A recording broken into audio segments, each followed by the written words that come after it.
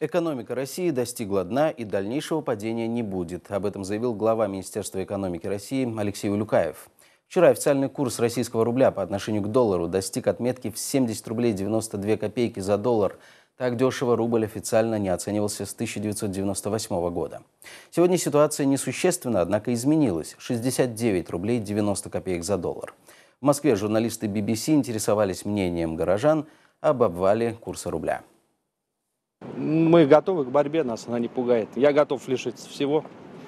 Но на фоне тех страданий, которые сейчас испытывает Украина, это малая часть, где можно жертвовать, принимать курс, какой он есть, не зацикливаться на этом. Пока у власти будут наши правители, у нас и будет такое продолжаться. Пока они не сменят эту власть, всех представителей, министра там, экономики и так далее. Вот пока это будет у власти, так и будет продолжаться. А как было при Советском Союзе? Исчезнут продукты, изоляция полная. Ну и все из этого вытекающее.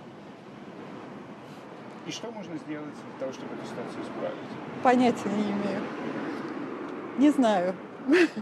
Скорее всего, ничего. Еще полгода назад президент России Владимир Путин объяснял россиянам, обесценивание рубля выгодно для российской экономики и для самих граждан. Упала стоимость рубля, он немножко обесценился. Ну, на треть. На 30%.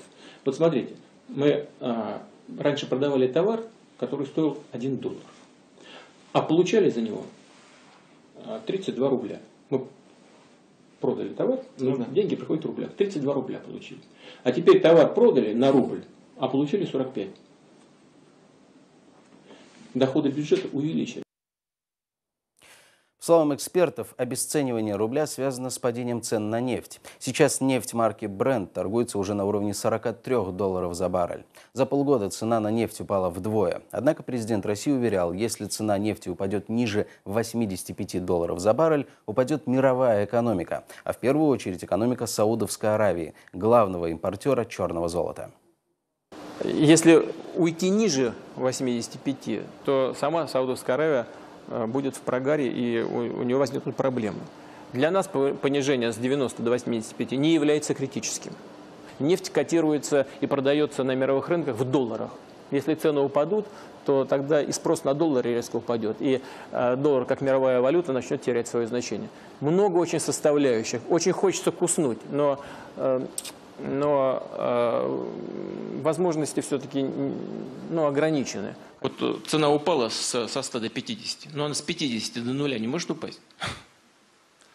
Понимаете, я к чему это говорю? К тому, что есть определенные вещи, с которыми нам нужно жить, и надо, чтобы экономика к этому адаптировалась, и в этом есть определенные плюсы.